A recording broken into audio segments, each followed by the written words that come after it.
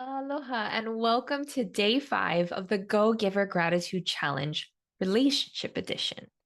Today, we are diving into the fifth law, the law of receptivity. Now, this is the hardest law for most, and certainly the one I resisted the longest. So let's not waste any time and jump right in. In chapter 12, Joe was told he would be meeting the Friday guest. As they waited for the Friday guest to arrive, Pinder and Joe enjoyed a lovely lunch. Pinder asked Joe this question: when you were young, what did you learn about giving? Pinder told Joe not to think too hard about it, but to say the first thing that came to mind.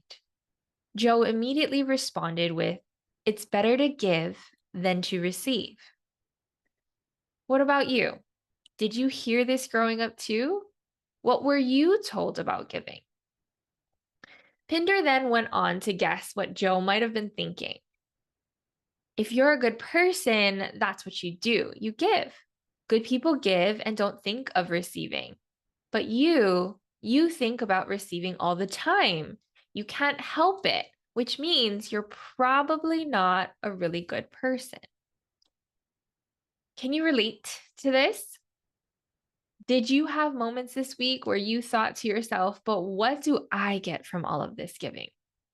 Or even better, why should I keep giving to my spouse when they never give to me?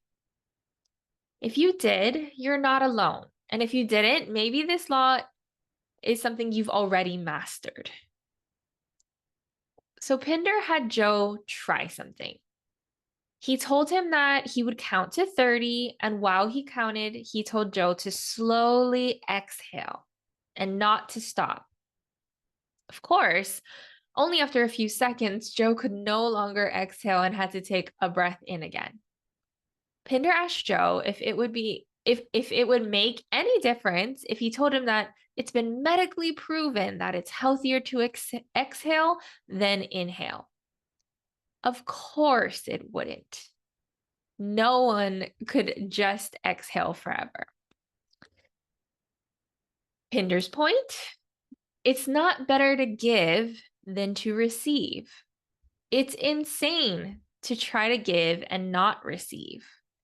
Trying not to receive is not only foolish, it's arrogant. When someone gives you a gift, what gives you the right to refuse it, to deny their right to give?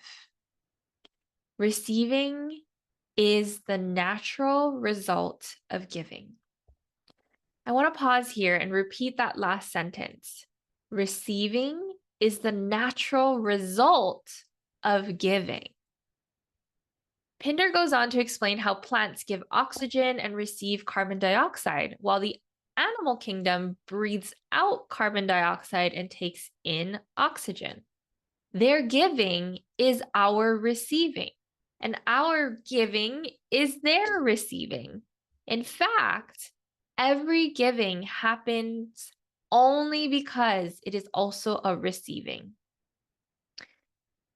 This is a profound one. There is no giving without receiving. Let me say that again. There is no giving without receiving.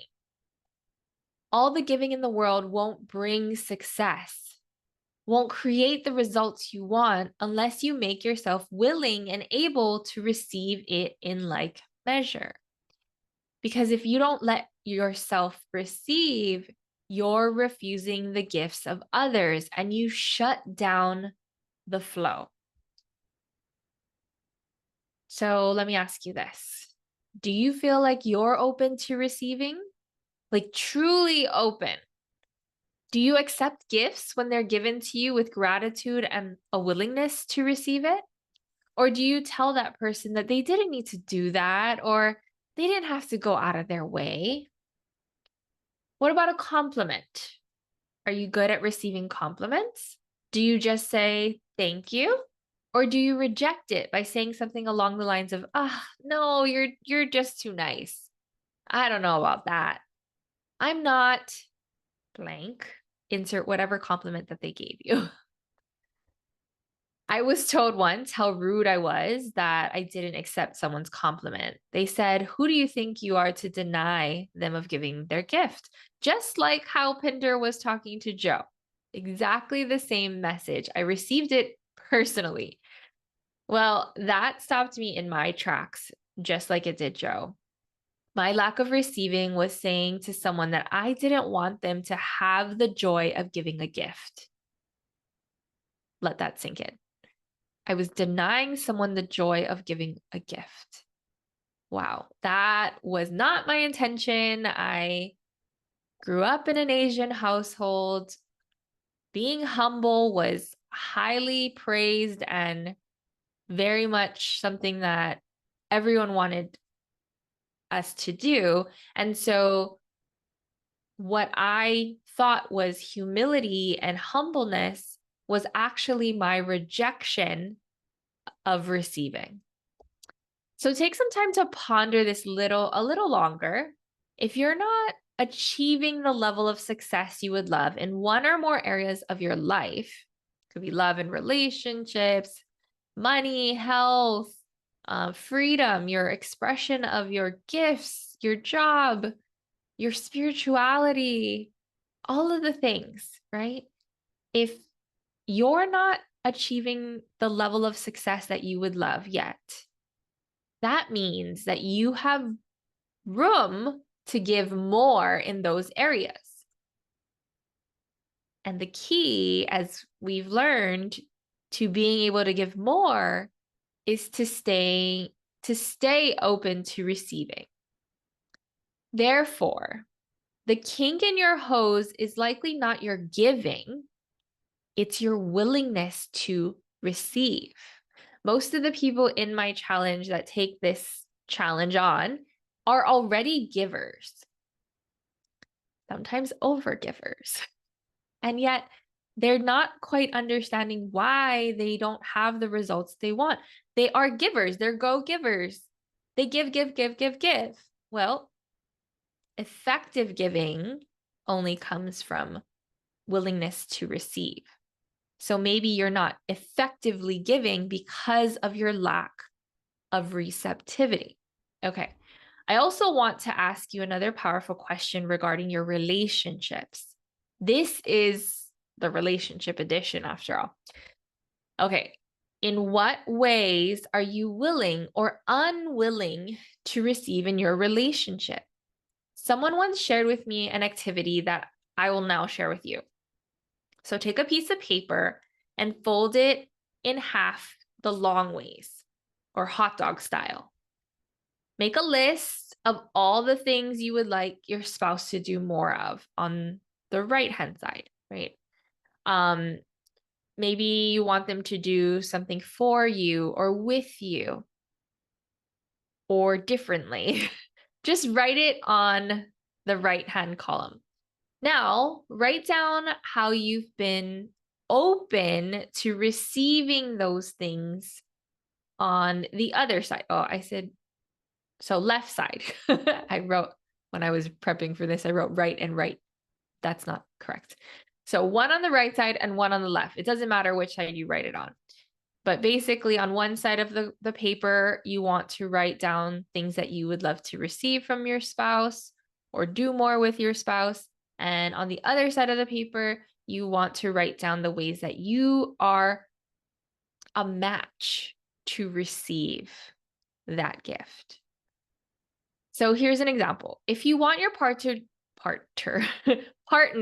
to be more open and honest with you, here's how you can see if you're a good match to that. Do you receive bad news well? Or do you easily get upset when your partner brings up hard or triggering topics and shut them down when they're trying to share with you their point of view? I'm speaking from personal experience. So I told Denver that I valued honesty and transparency early on in our relationship. But the way I responded to him whenever he told me something I didn't want to hear was, let's just say, not very pretty. And to be more specific, one of the things that I disapproved of was drugs and alcohol. Not that I thought you couldn't do any, well, I was pretty anti-drugs, any drugs, but I didn't say anti-drinking, right? And so whenever I found out that he smoked weed, for example, which was, I found out later, was his drug of choice, I found out that whenever he would have done that, whenever he smoked, and I found out through the grapevine, through someone else, I had a pretty tough conversation with him. I was pretty hard on him. And it really created this cold environment and repulsive environment to receive any honest information from him. So, going back to your list, do they match up? Are you showing up in a way that is receptive? Or are you shutting down the flow by being closed off to receiving? Joe goes on to share, as he's having these epiphanies about this law, that having big dreams and being curious and believing in ourselves, those are all aspects of being receptive. They're all the same thing as being receptive. The one I love most here is believing in ourselves. This is a form of receiving from self. Giving ourself love also requires our allowing ourselves to receive love. And here, you're catching an aha moment in almost real time as I was prepping for this call and this lesson. I realized that most people know that they need to increase their self-care and self-love. That is a very common, what's the word I'm looking for? Lesson that our society is learning right now. So there's a lot of promotion of self-care, self-care, self-care, self-love, self-love, self-love. But no matter how much self-care or self-love they do, it won't change anything unless they're as equally open to receiving it. So people don't actually have a lack of self-love problem. Maybe they do. It's possible. But if they're aware of personal development, they know this. They are doing the things to take care of themselves and to love themselves. So it really isn't this lack of self-care or self-love. What people are truly lacking is receiving. They have the lack of receiving self-love. That's the problem. So I want like that to sink in. Let that sink in. Are you doing the self-care activities? Maybe you're not. Maybe you're not leaning into them as much as you know you could. Or maybe you go through phases and you do a lot of self-care and then it falls off the wagon. The key here, though, is for that to be effective, we must be open to receiving the love we're giving to ourselves, receiving the care. Okay, so in chapter 13, Joe and Gus have a conversation where Gus shares with Joe a powerful lesson. Joe is reflecting on the fact that he didn't hit his third quarter goals. It's the end of the week, it's the end of the quarter, and he isn't actually as upset as he thought he should be about it. But Gus helps to put things in a better perspective for Joe. He says, the point is not what you do, not what you accomplish. It's who you are. Now, this statement may not sound super duper impressive, but it is everything. When I was on the brink of divorce with my husband the first time, because there was a second time, but the first time, I told myself that I wasn't going to leave this marriage until I felt like a whole person again. Maybe not again, just a whole person, because there were parts of me that felt broken my whole life. That, in fact, it really wasn't the marriage, saving the marriage or the marriage itself that was my goal. It was who I wanted to become. no matter what challenge you might be facing right now, because let's be real, there's always a challenge in our life. Sometimes they're bigger than others, but we're all facing something. No matter what it is, it doesn't matter the outcome, whether we win or lose. What matters most is who we become in the process. I'll let that sink in. Who we become in the process. All right. So later in chapter 13, Joe receives the call of his life, an opportunity that overshadowed anything he could have had imagined up until that point. And then in chapter 14, he pays all that he had learned from Pinder forward to a woman named Claire. I won't spoil any of it for you. If you haven't read the book by now, this is the time to do so. These stories are truly powerful. And I don't know about you, but I get attached to these characters and also live vicariously through them. And it really helps me to put on these principles and put on these beliefs. So I'll leave you with this. The key to effective giving is to stay open to receiving. How will you apply this law in your life today? How will you stay open to receive or even open yourself even more? Don't forget to email me what you did to apply this law in your life and each of them, all of them. You can even go back if you want to. Send that in. Let me know. And although today is our last day of the challenge, I am actually going to have one more video for you tomorrow to recap our journey and to put all the pieces together. And I'll also share any other relationship trade secrets with you that I feel can support you on your journey beyond these 5 days. So here's to one last. See you tomorrow. All right. Bye for now.